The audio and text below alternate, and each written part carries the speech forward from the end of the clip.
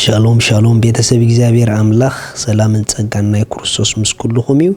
አና ሃውኩም ሰላሐዲን ካብ ሲአርጂ ኢንተርናሽናል ቸርች ስቶክሆልም ስዊድን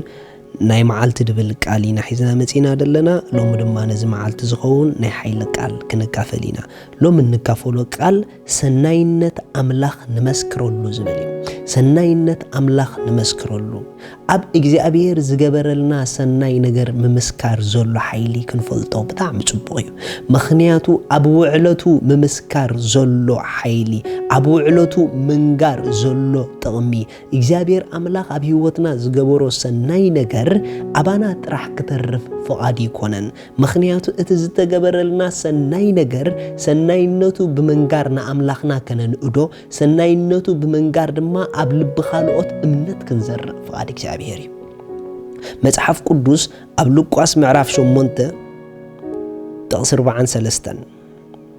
ክሳብ 48 ከምዚ ይብል እነሆ ካብ 12 ዓመት ሒዛ ደም ዛሕዛሕ ዝብላ ዝነበረት ሰበይቲ ነበረት ንሳ ኸኣ ኩሉ ገንዘባ ንሓካይም ወደአት ግናኸ ሓደኳ ክፍውሳ ኣይከኣለን ብድሕሪኡ ቀሪባ ዘፈር ክዳኑ ተንኬት ብኡ ንብኡ እቲ ምኽዓው ደማ ኣቋረጸ ኢየሱስ ከዓ መን እዩ ዝተንከየኒ በለ ሪኢኹም ኢየሱስ ከዓ መን እዩ ዝተንከየኒ በለ ኩሎም ኣይፋልናን ምስ በሉ ጴጥሮስ ምስቶም ምስኡ ዘለዉ ኮይኑ መምህር እዞም ህዝቢ ይደፍኡኻን ይጸቕጡኻን ኣለዉ ንስኻ ድማ መን እዩ ዝተንከየኒ ትብል ኣለኻ ኢየሱስ ግና ካባይ ሓይሊ ከም ዝወፀ ይፍለጠንሎሞ ዝተንከየንስ ኣሎ በለ ኢየሱስ ክርስቶስ ነዛ ሰበይቲ ንተኣምራታ ዝኸውን ሓይሊ ካብኡ ከም ዝወፀ እሱ ጥራሕ ይፈልጥ ነይሩ ካልአይቲ ከዓ ንሳያ ትፈልጥ ነይራ እዚ ኩሉ ኣብ ዙርኡ ዝነበረ ህዝቢ ግን ካብ ክርስቶስ ዝወፀ ሓይሊ ከም ዝፍውስ ኣይፈለጠን ኣይረኣየን ንምንታይ ተተባህለ እቲ ነገር ኣብ መንጎ ኢየሱስን ኣብ መንጎኣን ጥራሕ ይተኻይዱ ሐዋርያት እኮ ኣብ ጎኑ ምስኡ ከለዉ ካብ ጎይታ ሓይሊ ወጪ ስራሕ ከም ዝሰርሐ ኣይፈለጡን እቲ ኣብኡ ዝነበረ ሓይሊ ሰናይ ነገር ከም ዝገበረ ኣይፈለጡን ጽቡቕ ነገር ከም ዝገበረ ኣይፈለጡን እዚ ውዕለት ዝተወዓለላ ሰብ ጥራሕ ትፈልጥ ነይራ ጎይታ ኣይፈልጥ ነይሩ እዛ ሰብ እዚኣ ነዚ ነገር እዚ ጌራቶ ብሕቡእ እያ ክትከይድካ ሓሲባ ኢየሱስ ክርስቶስ ግን እቲ ዝተገብረ ሰናይ ነገር ኣብ ማእከልቲ ህዝቢ ክውረደን እዩ ኣብ ማእከልቲ ህዝቢ ክግለጽ ደልዩ ንምንታይ ተተባህለ ውዕለትን ሰናይነትን ኣምላኽ ክግለጽ ፍቃዱ ስለ ዝኾነ ኢየሱስ ጎይታ እዩ እታ ሰበይቲ ድማ ይብል መጽሐፍ ቅዱስ كم زيت حبقت مصر آيت ريهم كتحبائي نيرت مستير مالتي كم زيت حبقت مصر آيت رع النابلت متيا سجدت له أبكدمي اتي كل حزب دما بمنتاي مخنيات كم زتنكيتو شعون كم زحويت نجرتو نسخة أجخو قالي امنتك حويتكي بسلام كيدي بلا ريهم قويتانا يسوس كروستوس اتزتقبر سناي نقر اب اطرح كترف سلا زيد ليو ماني تنكين نباهلو اغن عافرحوا يسوس كروستوس قن ماني تنكين نزبلو علت املاخ اقدم كل تهزب خدقلتو سلا زيد ليو اتا سبيت دما اقدم كل سب نمنتاي كم زتنكيتون مستنكيتو دما انتاي كم استفتسمن تزاريبا ኢየሱስ ንዘላለም ጎይታ እዩ ኢየሱስ ግን ቀጽሉ አጀኹ ጓለ ይድዋ እምነት ክፈወሰትኪ በሰላም ኪድ ይድዋ ምኽንያቱ ደሊዎ ዝነበረ እቲ ጉዳይ ከሽፈን እዩ ሓደ ነገር ክነብረኩም አሕዋት እግዚአብሔር ዝገበረልና ሰናይ ነገር ክንምስክር ኮለና ናብ ዝቅጽል ካልእ ሰናይ ነገር እግዚአብሔር ዝነገረና ንሐልፍ ኣለና ምኽንያቱ ምስክርነትና ንዝቅጽል ካልኣይ ምስክርነት ዘርአና እዩ ስለዚህ ኣብ ሓደ ምስክርነት ህይወትና ደው ከይትብል ንደልን ድሕር ኮይና ውዕለቱን ሰናይነቱን ንንገረሉ እግዚአብሔር ዝገበረልና ነገር ንንገረሉ ብዙሓት እግዚአብሔር አምላኽ ኣብ ህይወቶም ዝገበረሎም ደይነገሩሉ ደይተፈልጠ ደይተገልጸሎ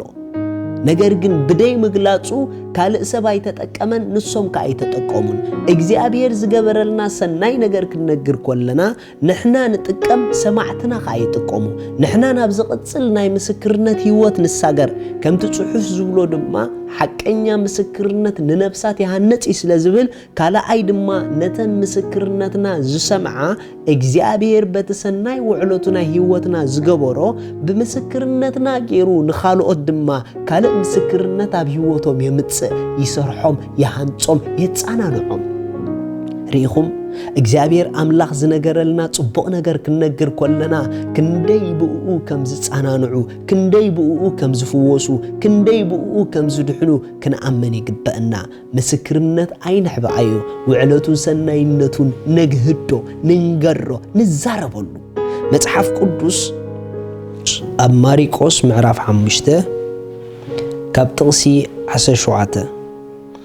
ካወሰን ምድሮም ከግልሰሎም ከኣ ክልምንዎ ጀመሩ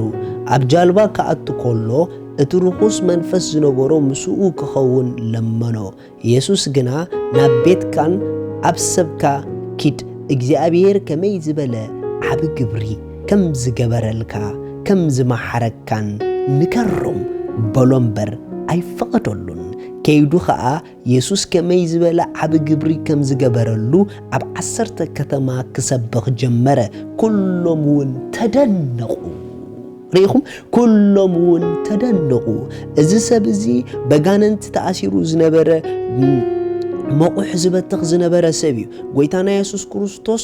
ተሳጊሩ ባሕር መጺኡ ካብቶም ኣብ ልዕሊኡ ኣትዮሞ ዝነበሩ ኣጋነንት ሓራ ምስ ገበሮ እቶም ኣጋነንት ድማ ናብቶም ሓሰማታት ኣትዮም እቶም ሓሰማታት ኩሎም ድማ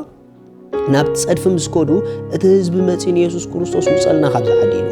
ኢየሱስ ክርስቶስ ክኸይድ ኮሎ እቲ ሰናይ ዝተገብረሉ ኢየሱስ ክርስቶስ ድንቅ ነገር ዝገበረሉ ሰብኣይ ካብ ሕማሙ ዝተፈወሰ ካብ ናይ ጽላለ መንፈስ ሓራ ዝወፀ ንኢየሱስ ክርስቶስ ኣነ ምሳኻ ኸይድ በጃኻ ፈቐደለ ኢልዎ ኢየሱስ ግን ኣይፈቐደሉን እንታይ ኮይኑ ዘይፈቐደሉ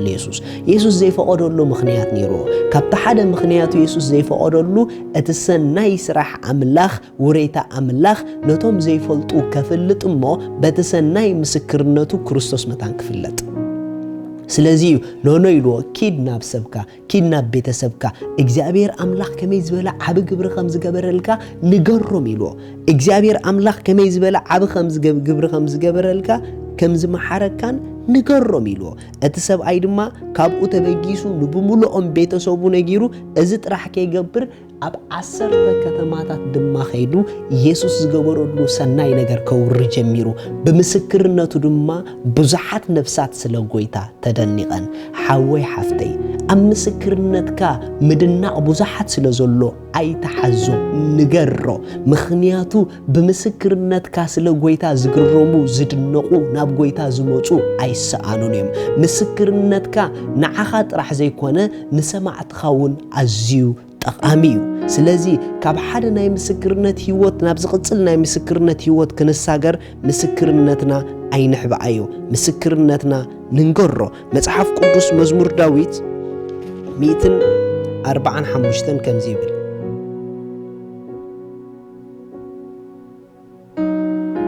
መዝሙር ዳዊት 145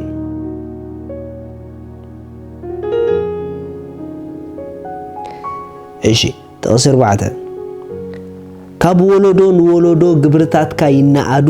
ስልጡን ተግባርካውን የውርዩ ንኽቡር ገጽ ግርማኻ ንመስተንክር ግብርታትካ ከስተንትኔ ብዛዕባ ሓይሊ እቲ ዘፍርህ ግብርታትካ ክዛረቢኦም ኣነውን ዕቤትካ ከዘንቲኤ ካብ ወለዶ ንወለዶ ግን ግብርታትካ ይነኣዱ ኢሉ ግብሪ ኣምላኽ ክነኣዱ ብኣፍና እዮም ዝነኣዱ እሞ እግዚኣብሔር እንታይ ገይሩልካ ኣምላኽ እንታይ ገይሩልኪ ንብዙሓት ነገሪ እግዚኣብሔር ብኡ ሓሊፉ ብዙሕ ክሰርሕ እዩ ስለዚ ሰናይነቱ ኣይንሕብአሉ ንንገረሉ ሻሎም